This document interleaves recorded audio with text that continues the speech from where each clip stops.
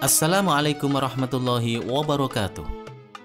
Iman kepada para nabi dan rasul Allah Subhanahu wa Ta'ala merupakan bagian dari salah satu rukun iman. Keimanan seseorang tidak sah sampai ia mengimani semua nabi dan rasul Allah Subhanahu wa Ta'ala. Para nabi dan rasul diutus untuk suatu umat tertentu di beberapa tempat di muka bumi dengan tujuan untuk menyempurnakan akidah dan moral para umatnya, menunjukkan jalan yang benar dan menyebarluaskan agama samawi. Ketika para nabi tersebut meninggal, beberapa temuan ilmuwan kadang mengungkap bahwa para nabi meninggalkan jejak sejarah melalui barang-barang yang ditemukan. Peninggalan apa sajakah itu? Yuk tonton terus video ini sampai selesai agar mendapatkan informasi yang lengkap. Dan jangan lupa subscribe jika belum. Setuju?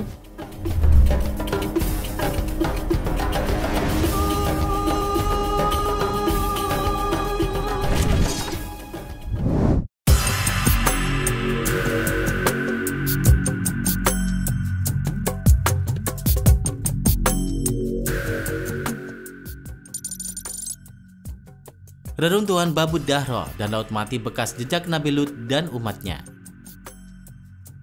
Salah satu azab Allah paling dahsyat yang dikisahkan dalam Al-Quran adalah tentang pemusnahan kaum Nabi Lut. Mereka diazab Allah karena melakukan praktik homoseksual. Kaum Nabi Lut tinggal di sebuah kota bernama Sodom, sehingga praktik homoseksual saat ini kerap disebut juga sodomi. Penelitian arkeologis mendapatkan keterangan kota Sodom semula berada di tepi Laut Mati yang terbentang memanjang di antara perbatasan Israel-Yordania. Dengan sebuah gempa vulkanis yang diikuti letusan lava, kota tersebut Allah runtuhkan, lalu jungkir balik masuk ke dalam Laut Mati. Layaknya orang jungkir balik atau terguling, kerap bagian kepala jatuh duluan, lalu diikuti badan dan kaki. Begitu pula kota Sodom. Saat runtuh dan terjungkal, bagian atas kota itu duluan yang terjun ke dalam laut. Sebagaimana Allah kisahkan dalam Al-Quran, maka tatkala datang azab kami jadikan negeri kaum Lut itu terjungkil balik sehingga yang di atas ke bawah, dan kami hujani mereka dengan batu dari tanah yang terbakar dengan bertubi-tubi. Surat Hud ayat 82. Sedangkan reruntuhan yang disebut sebagai Babud Dahro tampak sekali seperti kota yang diporak-porandakan. Fakta tersebut diyakini ilmuwan adalah negeri yang dihancurkan. Selain itu, menurut Warner Keller, Laut Mati atau Danau Lut terletak di puncak suatu kawasan seismik aktif, di mana bagian dangkalnya dihasilkan karena gempa bumi yang dahsyat melanda kota Sodom dan Gomora.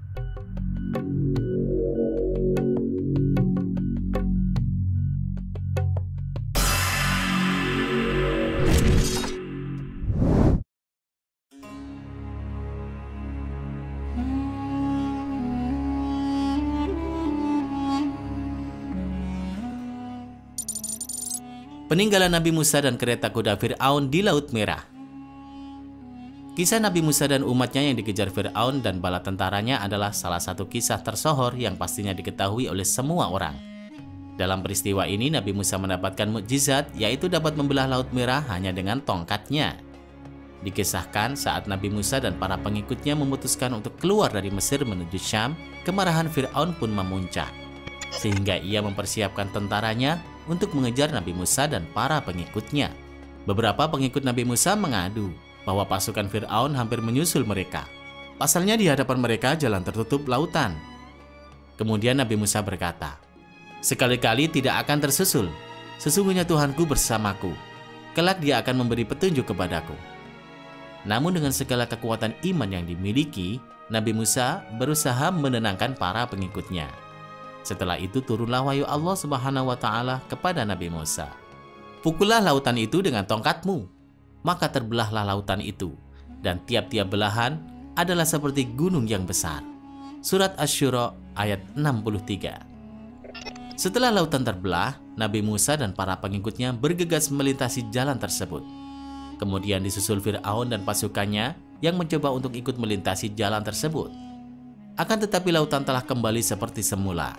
Akhirnya Fir'aun dan pengikutnya tenggelam. Tak disangka, seorang arkeolog bernama Ron Wyatt mengklaim telah menemukan bangkai roda kereta tempur kuno yang berada di dasar Laut Merah. Ron Wyatt mengatakan bahwa bangkai kereta tempur yang tenggelam di Laut Merah itu adalah kereta tempur yang digunakan Fir'aun mengejar Nabi Musa. Temuan itu semakin diperkuat dengan beberapa kerangka tulang kuda dan manusia di tempat yang sama. Belum lagi kereta yang sudah tertutup batu karang tersebut lengkap dengan 4 buah roda yang terbuat dari emas. Kerangka tersebut diujikan di Stockholm University dan telah berusia sekitar 3.500 tahun, di mana menurut sejarah kejadian pengejaran itu juga terjadi dalam kurun waktu yang sama.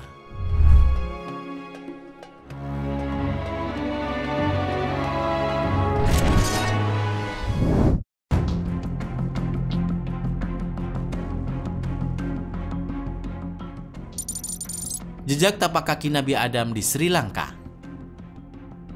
Hampir semua orang dan ajaran agama di dunia mengakui bahwa Nabi Adam alaihissalam adalah manusia pertama yang hidup di bumi. Dalam Al-Quran disebutkan bahwa Nabi Adam dikeluarkan dari surga ke bumi lantaran melanggar perintah Allah Subhanahu wa Ta'ala untuk tidak memakan buah khuldi. Konon, dia diturunkan di puncak sebuah gunung yang saat ini berada di wilayah Sri Lanka.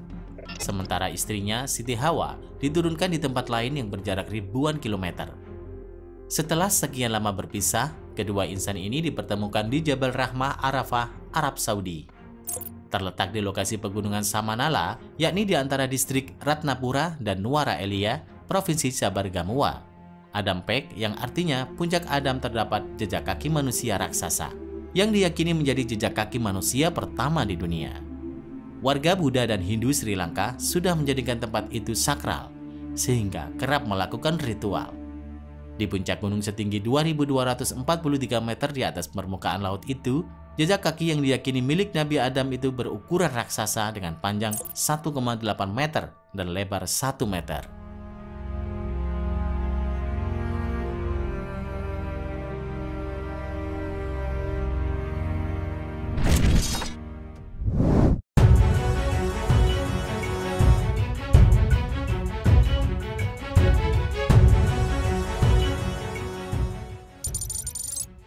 Candi Borobudur merupakan kerajaan Nabi Sulaiman. Banyak yang tidak percaya akan hal ini, bahwa ada seorang kiai yang mengatakan bahwa Candi Borobudur merupakan peninggalan Nabi Sulaiman. Nabi Sulaiman diperkirakan hidup pada abad ke-9 sebelum Masehi atau sekitar 3.000 tahun yang lalu. Sedangkan Candi Borobudur sebagaimana tertulis dalam berbagai buku sejarah nasional didirikan oleh dinasti Sailendra pada akhir abad ke-8 Masehi atau sekitar 1.200 tahun yang lalu. Jadi wajar bila banyak orang yang mungkin tertawa kecut, geli, dan geleng-geleng kepala bila disebutkan bahwa Candi Borobudur didirikan oleh Nabi Sulaiman alaihissalam. Tapi ada seorang ahli matematika Islam, yaitu Kiai Haji Fahmi Basya, yang menyatakan jika Borobudur merupakan peninggalan Nabi Sulaiman yang ada di tanah Jawa. Dalam bukunya, Matematika Islam Ketiga, Kiai Haji Fahmi Basya menyebutkan beberapa ciri-ciri Candi Borobudur yang menjadi bukti sebagai peninggalan putra Nabi Daud tersebut. Di antaranya adalah relief-relief yang ada. Relief bunga dan binatang pada Candi Borobudur menunjukkan mukjizat Nabi Sulaiman alaihissalam yang mampu berbicara fasih dengan makhluk lain. Kemudian pekerjaan jin yang tidak selesai ketika mengetahui Nabi Sulaiman telah wafat. Saat mengetahui Nabi Sulaiman wafat, para jin pun menghentikan pekerjaannya. Di Borobudur terdapat patung yang belum tuntas pengerjaannya. Patung itu disebut dengan Unfinished Buddha. Begitu juga dengan kisah-kisah Ratu Saba dan rakyatnya yang menyembah matahari dan bersujud kepada sesama manusia. Menurutnya, tempat berkumpulnya manusia itu adalah di Candi Ratu Boko yang terletak sekitar 36 km dari Borobudur. Saba juga ada di Indonesia, yakni Wonosobo. Dalam Al-Quran, wilayah Saba ditumbuhi pohon yang sangat banyak. Sedangkan dalam Kamus Bahasa Jawi Kuno yang disusun oleh Dr. Maharsi, kata wana bermakna hutan. Selain bukti-bukti itu, masih banyak lagi bukti lainnya yang menunjukkan bahwa kisah Ratu Saba dan Sulaiman terjadi di Indonesia. Namun, tentu saja itu semua masih sebuah teori. Belum diketahui pasti apakah benar Candi Borobudur merupakan peninggalan Nabi Sulaiman.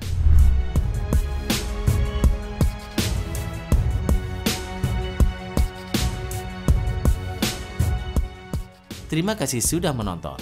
Silakan bagikan video ini jika dirasa ada manfaatnya. Wassalamualaikum warahmatullahi wabarakatuh.